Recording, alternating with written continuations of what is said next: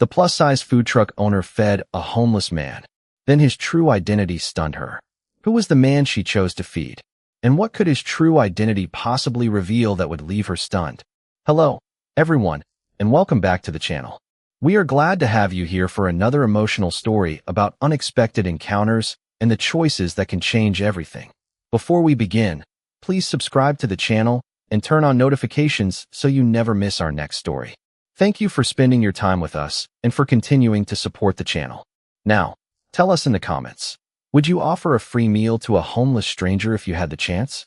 Get comfortable, settle in, and let us return to the moment when one simple act of kindness was about to begin.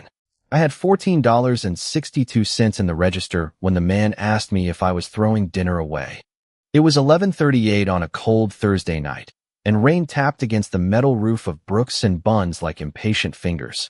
I had already switched off the menu lights, stacked the paper trays, and counted the kind of sales total that made a small business owner stare at a calculator, hoping the numbers might apologize. They did not. My food truck had been my dream for 3 years. That night, it felt more like a very expensive box on wheels. I was reaching for the service window latch when I heard him. "Ma'am." I looked up. A man stood beneath the edge of my awning, maybe in his late 50s, rain darkening the shoulders of an old brown coat. His gray hair needed a trim, and his shoes looked like they had walked farther than anyone should have to walk in weather like this. But his voice was steady, polite. "Are you throwing any food away tonight?" I glanced at the warming tray. One portion of pulled chicken, enough roasted potatoes for tomorrow's first order, half a container of slaw. Food cost had climbed again that month, and my permit payment was due Monday. I should have said no. Instead, I looked back at him. "Are you hungry?" His eyes lowered. "I do not have money." That was not what I asked. He hesitated, then nodded. "Yes."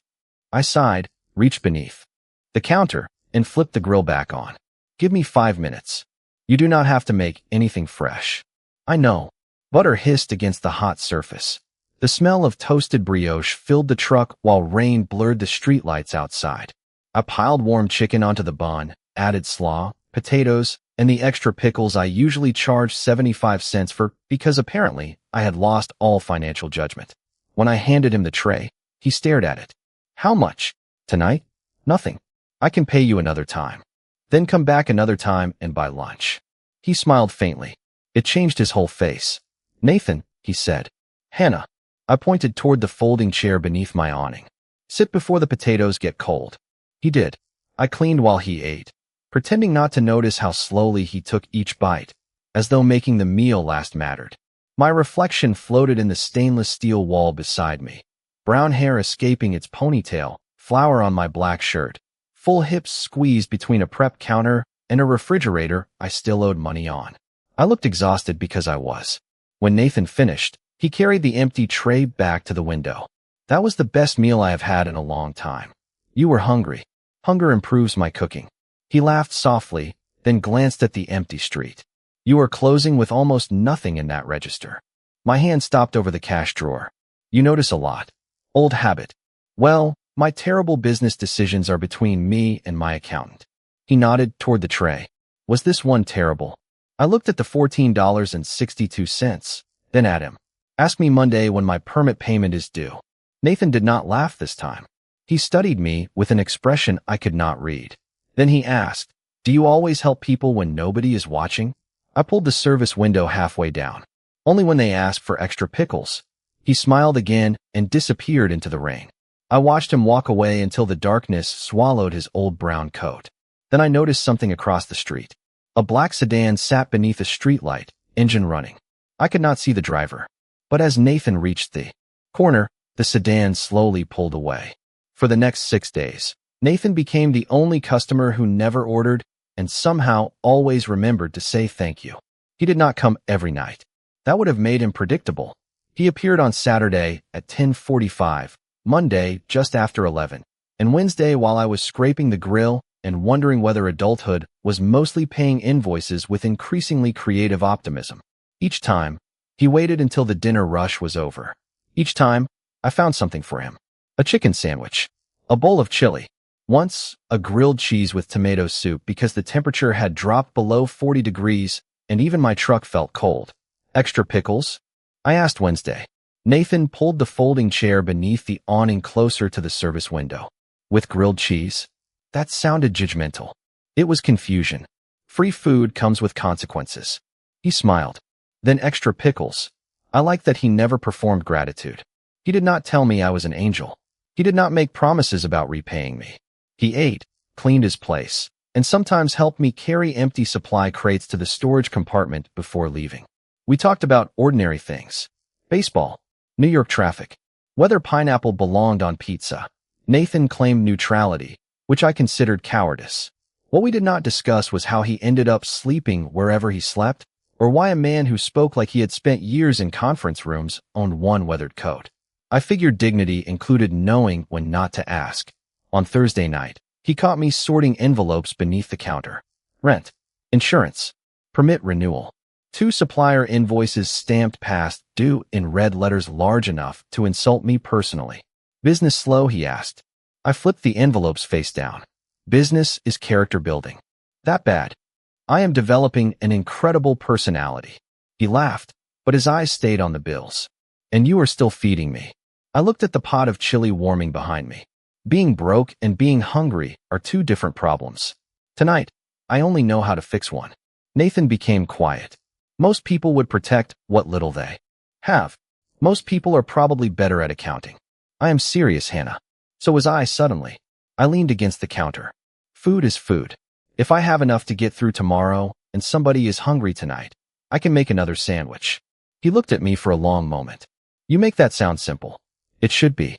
A pair of customers approached, and our conversation ended. By the time I finished their orders, Nathan had stacked his chair and disappeared around the corner. I was wiping down the counter when I noticed the black sedan again. Same polished body. Same tinted windows. Same place across the street. My stomach tightened. I had seen it twice since that rainy Thursday. Always late. Always when Nathan was nearby. This time, instead of pulling away, the rear door opened. A man stepped onto the sidewalk. Tall. Maybe late 30s. Dark overcoat over a charcoal suit. Polished shoes. No umbrella despite the drizzle. He did not look lost. He looked like the kind of man who expected the world to provide directions before he asked. People moved around him without being told. His gaze followed Nathan toward the corner, then shifted to my food truck. To me. He crossed the street slowly and stopped beneath my awning. Up close. His expression was calm enough to make me more nervous, not less. Are you still serving? He asked. I glanced at the dark menu board. Depends. Are you actually hungry? Something flickered in his gray eyes. Yes. I reached for the grill switch. Then I am still serving. He looked toward the corner where Nathan had disappeared. You know that man? I followed his gaze. Nathan. The stranger looked back at me. Is that what he told you his name was? My hand froze over the grill. Is that what he told you his name was? The question sat between us while rain whispered against the awning. I kept one hand on the grill switch and studied the stranger more carefully. He was younger than Nathan by at least 20 years, clean-shaven, dark hair neatly combed, gray eyes that seemed to notice everything without wandering. His coat probably cost more than my monthly truck payment. He said Nathan. I replied. I did not request identification before serving the chili. The man's mouth shifted slightly. Not quite a smile. And you know nothing else about him? I know he likes extra pickles, thinks pineapple on pizza is a diplomatic issue, and stacks my chairs without being asked. That is all. It has been enough so far. He glanced toward the corner again. Something in his expression changed so quickly I almost missed it. Recognition. Maybe concern. You seem very interested in someone you are pretending not to know, I said. His eyes returned to mine. I never said I did not know him. Then perhaps you should be asking Nathan these questions instead of me. For a second, the street seemed unusually quiet. Then he nodded. Fair. I flipped on the grill. You said you were hungry. Chicken sandwich. Whatever you recommend. Dangerous answer. I will take the risk. I prepared the sandwich while he waited beneath the awning. Unlike Nathan, he did not sit. He stood with his hands relaxed at his sides, and somehow pedestrians gave him extra room without looking directly at him. When I handed over the tray, he reached for his wallet. $11.50. He placed a 50 on the counter. I handed back $38.50. He looked at the bills. Keep it. No. Consider it a tip. Consider this a food truck, not a charity auction. His eyebrows rose. You gave Nathan free meals. Nathan told me he could not pay. You arrived in a car that probably has its own retirement plan. This time he actually smiled. You judge people by their cars? Only when they try to leave $38 tips. He took the change. Alexander Kane. Hannah Brooks. I know. My smile disappeared. How? Alexander looked at the painted logo beside the service window. Brooks and Buns. I closed my eyes for half a second. Right. Apparently, I am terrible at mystery. You are better at sandwiches. He took a bite and nodded once. Much better. That sounded almost like a compliment. It was. He ate in silence while I cleaned. I wanted to ask about Nathan, but I refused to give Alexander the satisfaction. Finally, he set the empty tray on the counter. Why do you feed him? You already asked whether I know him. Different question. Because he is hungry. That's simple. Why does everyone keep acting like feeding somebody requires a philosophy degree? Alexander's expression became serious. Because people usually want something. I want customers. Nathan is not one right now. And if he never becomes one? I shrugged. Then I lose a few sandwiches. His gaze moved to the envelopes beneath my register, where the red edge of a past due notice was still visible. Looks like a few sandwiches matter. I covered the bills with a towel. My finances are not on the menu. Neither was Nathan, apparently. You asked too many questions. Occupational habit. I laughed once. He said the same thing. Alexander went completely still. There it was again. That invisible thread between them. So you do know him, I said. Alexander looked toward the rain-darkened street. I know enough to tell you that he does not accept kindness easily. Good thing I did not ask permission. A quiet laugh escaped him, almost unwillingly. Then headlights swept across the truck as his sedan moved closer to the curb. Alexander buttoned his coat. Good night, Hannah. Good night, mysterious sandwich customer. He took 2 steps, then stopped. One piece of advice. I did not order advice. Free with dinner. He looked back at me. If Nathan tells you something about himself, listen carefully. He chooses his words for a reason. Before I could ask what that meant, Alexander crossed the street and entered the black sedan. As it pulled away, I noticed Nathan standing half a block down beneath a pharmacy awning. He was watching the car disappear. Then he looked at me. For the first time since I had met him, Nathan did not smile. Nathan waited until the black sedan disappeared before crossing the street. He moved more slowly than usual, hands buried in the pockets of his old brown coat, his expression carrying none of the easy humor I had grown used to. Your friend bought a sandwich, I said. Nathan stopped beneath the awning. Alexander is not exactly my friend. Interesting, because he talks about you like he knows you. He does. And you talk about him like you wish he did not. Nathan glanced at the grill. Any chili left? I stared at him. That is your strategy? I was hoping for dinner before the interrogation. Extra pickles? Please. I laughed despite myself and started warming the chili. Nathan sat in his usual folding chair while I worked. I wanted answers, but something about his silence told me pushing would only make him disappear faster. Alexander told me to listen carefully if you ever tell me anything about yourself, I said. Nathan sighed. That sounds like Alexander. What does that mean? He likes to believe every sentence has a second meaning. Does yours? Nathan looked up at me. Sometimes. I handed him the bowl. That is incredibly annoying. I have been told. He ate quietly, and I let the subject rest. 3 days later, Alexander returned at noon, right in the middle of my lunch rush. He waited in line behind a construction worker and 2 nurses, ordered the same chicken sandwich, and paid exactly $11.50. No dramatic tip? I asked. I learned quickly. That remains unproven. His smile appeared for half a second. Over the next week, he came back twice. Always during business hours. Always paid the listed price. He never asked about Nathan again. That almost made me trust him less. Then Monday morning, I found a city notice taped beside my service window. My permit renewal had been placed under administrative review following a complaint regarding commercial access and sidewalk congestion. I read it 3 times. My hands went cold. I had operated from that location for 18 months without a single formal complaint. Losing the spot, even temporarily, could bury me. Bad news. Alexander's voice came from behind me. I turned. He stood near the curb holding a coffee. Do you schedule your entrances? I asked. No. His eyes moved to the notice. May I? I handed it over. He read it once. Who owns the property behind this location? Westbridge Development. Something sharpened in his expression. They approached you recently? 2 weeks ago. They offered to buy out my location agreement. I said no. And now there is a complaint. I can connect those dots myself. Alexander handed back the paper. I can have someone look into it. No. Hannah. That is still my name. And the answer is still no. He studied me. You could lose your location. Then I appeal. I document my permits, pedestrian clearance, sanitation records, and every inspection I have passed. That takes time. It is my business. I am offering help. And I am telling you I did not feed Nathan because I was looking for someone powerful to rescue me. The word powerful slipped out before I could stop it. Alexander became very still. What makes you think I am powerful? I looked at his coat, the sedan waiting across the street, and the way the property manager had just walked past us without making eye contact. You do not exactly radiate middle management. That earned a quiet laugh. Then his expression softened. There is a difference between accepting help and being rescued. Maybe. But there is also a difference between helping someone stand and carrying them somewhere they never agreed to go. For several seconds, he said nothing. Then he nodded. Fair. He walked away without another argument. I should have felt relieved. Instead, I watched him cross the street and wondered why his willingness to listen unsettled me more than his questions. That night Nathan arrived just before closing. I placed chili and extra pickles in front of him without asking. He noticed the city notice immediately.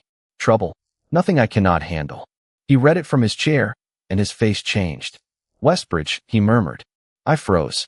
You know them? Nathan looked at me, then folded the notice carefully and placed it back on the counter. I know what companies like that do when someone refuses to sell. Nathan, who are you? For a moment, I thought he might finally answer. Instead, he gave me a tired smile. Someone who owes you more than dinner. The next night, Nathan did not come back. Nathan did not come back the next night, or the night after that. By the third evening, I had started looking toward the corner every time a man in a brown coat passed beneath the streetlights. I told myself I was being ridiculous. Nathan was an adult. He did not owe me an attendance schedule just because I occasionally fed him chili. Still, I kept one portion warm until closing. On the fourth night, I threw it away and hated myself for noticing. By Friday morning, the permit problem had gotten worse. The city emailed me a temporary suspension notice while the complaint was reviewed. I read the message sitting behind the wheel of Brooks and Bonds, surrounded by unopened bread boxes and enough inventory to remind me exactly how much money I was about to lose. Effective immediately. No service from my regular location. I rested my forehead against the steering wheel. Fantastic, I whispered.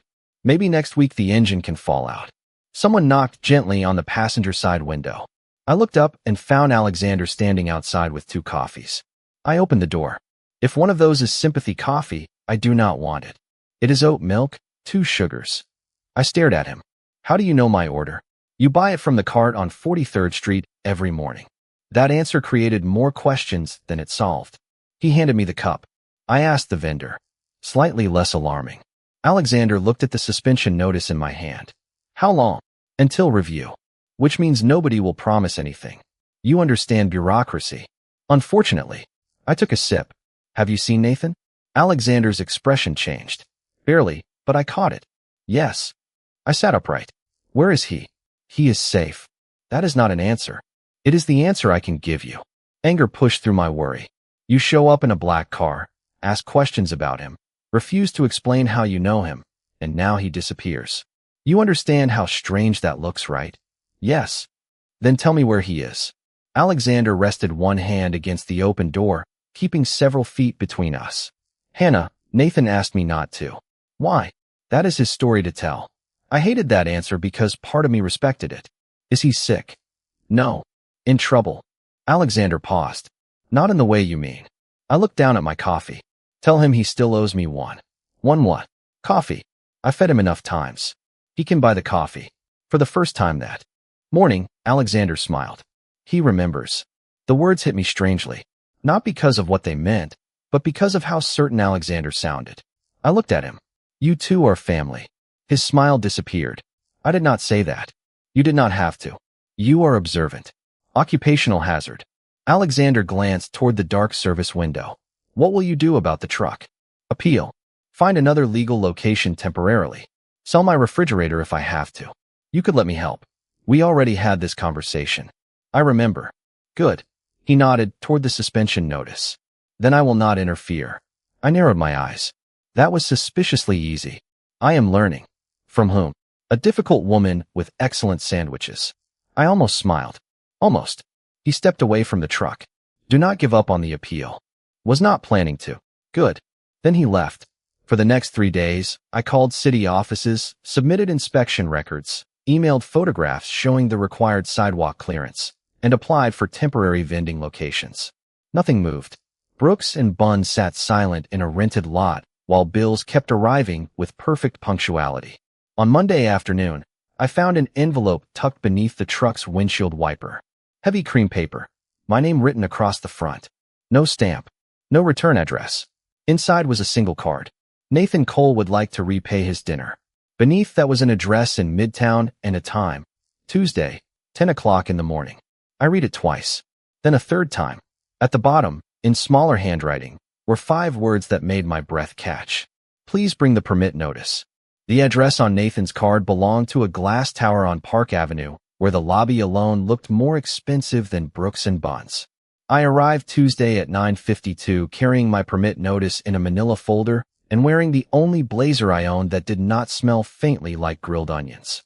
A woman behind a marble reception desk looked at my name, then immediately stood. Miss Brooks, they are expecting you. They. That word did nothing for my nerves. She handed me a visitor badge and directed me toward a private elevator. Before I could press the button, the doors opened. Alexander stood inside. Charcoal suit. Dark tie. That same impossible calm. You came, he said. I considered mailing Nathan an invoice instead. The corner of his mouth lifted. He would probably pay it. I stepped into the elevator. That would ruin the principal. Alexander pressed the button for the 56th floor. There were no other floor options illuminated. Private elevator? I asked. Yes. Of course. As we rose, I looked at him. Are you finally going to tell me what this is? No. You are remarkably irritating before 10 in the morning. I brought coffee. He held out a paper cup. Oat milk. 2 sugars. I took it. Bribery. Hospitality. Still suspicious. The elevator opened before he could answer. I expected an office. What I found looked like the headquarters of a company that could buy my entire block without checking its bank balance. Floor-to-ceiling windows framed Manhattan. Assistants moved quietly between glass conference rooms. On one wall, silver letters read Cole Atlantic Group. I stopped walking. The name was familiar. Anyone who lived in New York had seen it on delivery trucks, warehouses, office buildings, and charity banners. Cole, I whispered. Alexander said nothing. A conference room door opened 20 feet ahead. 3 executives stepped out, followed by a man in a navy suit. Gray hair, straight posture, polished brown shoes. For 1 second, my brain refused to connect him with the man who had eaten chili beneath my leaking awning. Then he looked at me. Same eyes. Same tired kindness around them. Hannah. I nearly dropped my coffee. Nathan. Every person in the hallway seemed to become more attentive when he spoke. One executive handed him a folder. Another asked whether he wanted the board meeting moved. Nathan answered both questions with quiet authority before walking toward me. I stared at his suit, then his shoes, then back at his face. You have got to be kidding me. I was hoping for hello. Hello. I pointed at him. You ate free grilled cheese from me. Excellent grilled cheese. You carried my empty produce crates. They were heavy. You told me you did not have money. His expression softened. That night, I did not have access to what I once depended on. I should have explained more. More. I glanced at the company name behind him. Nathan, your last name is on the wall. Technically, my full name is Nathaniel Cole. I turned toward Alexander. You knew? Yes. The entire time? Yes. And neither of you thought this information might be relevant. Nathan raised one hand gently. Alexander wanted to tell you. I asked him not to. That surprised me enough to quiet my anger. Why? Nathan looked toward the windows. For the first time since I had entered, the powerful man in the expensive suit disappeared, and I saw the person from beneath my awning again. Because for several months, I needed to know who I was when nobody recognized the name Cole. His voice lowered. After my wife died, every room I entered became unbearable. People watched me grieve while asking for decisions, signatures, donations, favors. So I stepped away. No press announcement. No experiment. I did not pretend to be homeless to test anyone. I simply stopped using the things that told people how to treat me. My anger loosened. And you ended up at my truck. Hungry, embarrassed, and too proud to ask directly for help. You asked if I was throwing food away. Exactly. I looked at Alexander. And the car. I was trying to convince him to come home, he said. Nathan gave him a dry look. He was being unbearable. You disappeared, I said. Nathan's expression became serious. Because I recognized Westbridge on your notice. He gestured toward the folder in my hand. And I knew something you did not. What? He walked to the conference table and placed several documents beside an empty chair. Westbridge has been trying to acquire that entire block for nearly a year. I stared at the papers, but did not touch them. Nathan pulled out the chair for me. You gave me dinner when you believed I had nothing to offer you. He met my eyes. Now let me show you why your permit problem may never have been about sidewalk congestion at all. I sat down because my knees had suddenly forgotten they belonged to a woman who regularly lifted 40-pound propane tanks without complaining. Nathan took the chair across from me. Alexander remained near the windows, quiet enough that I almost forgot he was there. Almost. Nathan slid the first document toward me. Westbridge Development has submitted acquisition offers to 7 small businesses on your block during the last 11 months. I scanned the page. A bakery, a florist, 2 convenience stores, a family-owned coffee shop. My food truck location agreement appeared near the bottom. How did you get this? Public filings, property records, and information my legal department obtained through ordinary business research. Why would your company care? Nathan folded his hands. Because Westbridge approached Coal Atlantic about a logistics partnership last year. We declined. He pushed another page toward me. During due diligence, our team documented several disputes involving small tenants and independent operators near properties Westbridge wanted to consolidate. I felt my stomach tighten. You think my complaint was deliberate.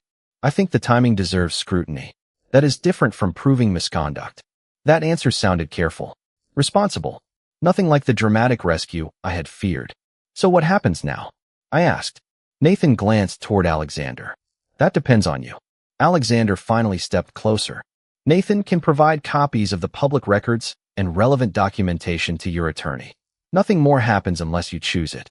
I looked between them. My attorney? You should have one for the appeal, Alexander said. I can recommend several who specialize in small business licensing. And how much will that cost me? Some offer initial consultations at no charge. There are also non-profit small business legal clinics. He paused. I checked. I raised an eyebrow. You checked without interfering? I am capable of learning. Slowly. Nathan laughed. Alexander gave him a look that told me there were decades of history between them. That was when the absurdity finally hit me. I pointed at Nathan. You are Nathaniel Cole. Unfortunately, yes. As in Coal Atlantic Group. Also yes. And I gave you free soup. Chili. That correction is not helping. He smiled, but his eyes softened. Hannah, I need you to understand something. I did not come to your truck looking for proof that good people still existed. I was not testing you. I was tired, hungry, and ashamed of how far I had drifted from my own life. You treated me like a person before you knew anything else. I looked down at the documents. Anybody should have done that. But you did. The room became quiet. Nathan reached into a folder and placed another document on the table. I would like to invest in Brooks and Bonds. I stared at him. No. He blinked. Alexander actually turned away, hiding what looked suspiciously like a smile. You have not heard the terms, Nathan said. Do not need them. They are favorable. That makes it worse. Nathan leaned back. Explain. I took a breath. I gave you dinner because you were hungry. If I take money from you now because you turned out to be rich, then suddenly every sandwich becomes an investment I did not know I was making. That is not how I see it. It is how I would see it. I pushed the document gently back toward him. Kindness is not an invoice, Nathan. I do not want repayment for being decent. He studied me for several seconds. Then he nodded. No argument. No wounded billionaire pride. Just understanding. All right. I looked at the Westbridge documents. But I will take copies of those. Nathan smiled. Those are not a gift. They are information. Good. Information does not pay interest. Alexander laughed quietly. I turned toward him. Do not get comfortable. I am still suspicious of you. I would be disappointed otherwise. Nathan gathered the investment proposal and set it aside. There is one more thing. He opened a final folder. Inside were dated photographs, permit records, and copies of complaints involving 3 other businesses on my block. The language was nearly identical to the complaint against me. Same phrases, same formatting, same sequence of alleged violations. My pulse quickened. These were filed months apart. Yes, Nathan said. And each business received a purchase offer from Westbridge shortly beforehand. I looked at Alexander. His expression was calm, but his eyes were sharp. This is enough to ask better questions, he said. I looked back at the documents. For the first time since my truck had gone dark, I did not feel rescued. I felt equipped. There was a difference. And I finally understood why Nathan had asked me to bring the permit notice. He had not invited me upstairs to hand me a fortune. He had invited me to hand me something far more useful, a way to fight for my own business. I left Coal Atlantic carrying copies of every document Nathan had shown me and exactly $0 of his money. By noon, I was sitting in a small legal clinic 6 blocks from City Hall with a woman named Rachel Bennett, who specialized in helping independent businesses survive problems they could not afford to misunderstand. Alexander had given me 3 names. I chose the one he ranked second, mostly on principle. Rachel spent nearly 2 hours reviewing the permit notice, inspection history, photographs, and Westbridge complaints. This does not prove everything, she said, tapping the repeated language with her pen. But it gives us enough to request a formal review and challenge the suspension. That was all I wanted. Not a miracle. A fair chance. Over the next week, my life became paperwork. I collected 18 months of sanitation reports, location agreements, photographs showing more than the required pedestrian clearance, customer receipts, and every email Westbridge had sent offering to buy out my contract. Nathan's documents helped establish a pattern, but Rachel made sure my appeal stood on my own records. Alexander called once. How is it going? I have learned that bureaucracy is just a very slow escape room. Do you need anything? No. A pause. All right. That is it. You said no. I smiled before I could stop myself. You really are learning. Painfully. The hearing came 9 days later. I wore the same blazer I had worn to Coal Atlantic and carried 3 folders thick enough to qualify as gym equipment. Westbridge sent an attorney. The city sent 2 licensing officials. Rachel sat beside me, but when questions came about Brooks and Buns, I answered them myself. I knew where my truck had been parked every working day for 18 months. I knew the sidewalk measurements. I knew every inspection date. I knew my business because I had built it one 12-hour shift at a time. Then Rachel presented the matching complaints and the timeline of Westbridge purchase offers. Nobody gasped. Nobody delivered a dramatic speech. Real accountability, I discovered, sounded mostly like people asking for copies and taking careful notes. 3 days later, the email arrived. My temporary suspension was lifted while the broader complaint process continued, and my location permit was restored. I read the message twice before screaming so loudly that the mechanic working 2 bays away came running over. Good news? He asked. The best. I called Nathan first. He answered on the second ring. Hannah, you still owe me coffee. Silence. Then laughter. Warm, familiar laughter. Does that mean the permit is back? It means Brooks and Buns opens Monday. Congratulations. Thank you for the information. You did the work. I know. That mattered. Later that afternoon, Alexander appeared at the rented lot where I was cleaning the truck. No black sedan this time. He walked over carrying 2 coffees and stopped several feet away. I heard. Nathan has a big mouth for a corporate titan. You have no idea. He handed me a cup. Congratulations. Thank you. He looked at Brooks and Buns, then at me. Westbridge. The city referred the complaint pattern for additional review. My attorney says we let the process do its job. Alexander nodded. Good. You sound disappointed. I am adjusting to the idea that not every problem needs me. That must be difficult.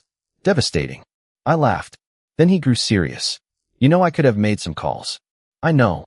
And you know why I did not. I looked at him over the rim of my coffee. Because I asked you not to. Exactly. Something shifted between us then. Until that moment, Alexander's restraint had felt like a test he was trying to pass. Suddenly, I understood it differently. He was not waiting for permission to take over. He had accepted that my life was mine. Nathan offered me an investment, I said. No. Did he tell you I refused? He used the phrase impossibly stubborn. That sounds affectionate. It was. Alexander glanced at the truck. Why did you really say no? I set my coffee on the bumper. Because if kindness becomes an invoice, it was never kindness. I fed Nathan because he needed dinner, not because I thought the universe owed me interest. Alexander was quiet for a moment. And if someone wants to help without making you owe them, then they ask first. His gray eyes met mine. I can do that. Before I could answer, my phone buzzed with a message from Nathan. Monday, noon, 3 lunches, extra pickles. I smiled at the screen. Alexander noticed. What? Apparently Nathan is finally becoming a paying customer. Alexander looked toward the truck. 3 lunches. I nodded. He says he is bringing someone. Alexander's expression became suspiciously innocent. Interesting. I narrowed my eyes. You already know, do you not?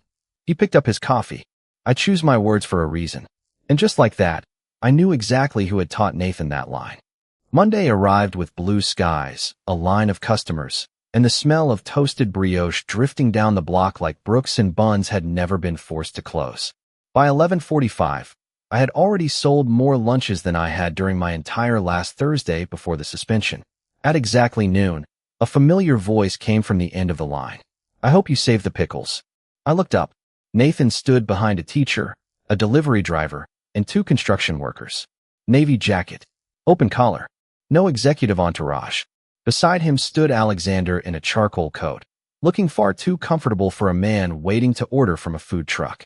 A silver-haired woman stood between them. Nathan introduced her as Margaret Ellis, an old family friend who apparently considered herself qualified to judge every sandwich in New York.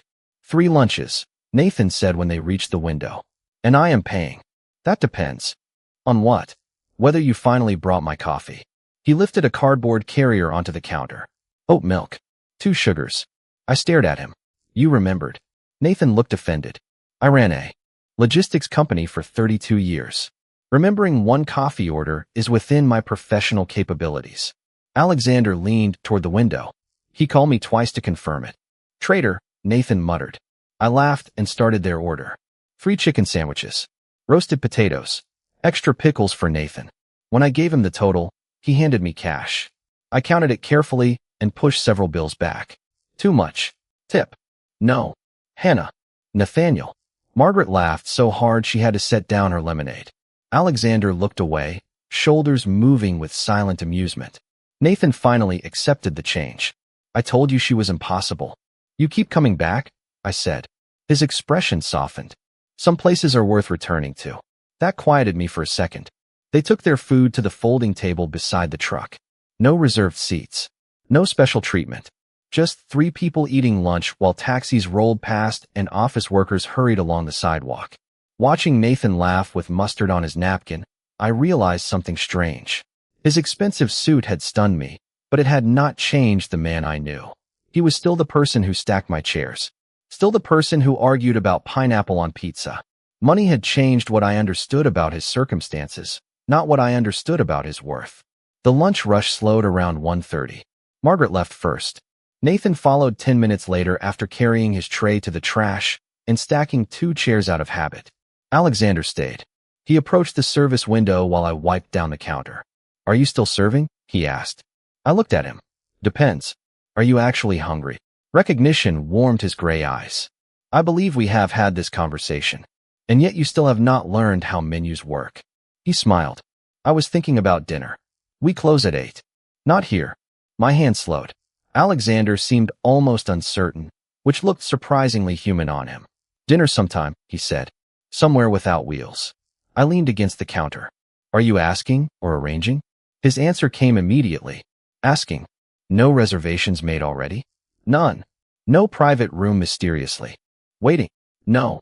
No car appearing outside my apartment? Definitely not. I let him suffer for another second. Then maybe. Alexander blinked. Maybe. You wanted to ask. You asked. Now you get to wait for an answer like everybody else. A quiet laugh escaped him. Fair. I smiled. Friday, 7:30. You choose the restaurant, but nothing with a dress code that requires me to become somebody else. His expression softened.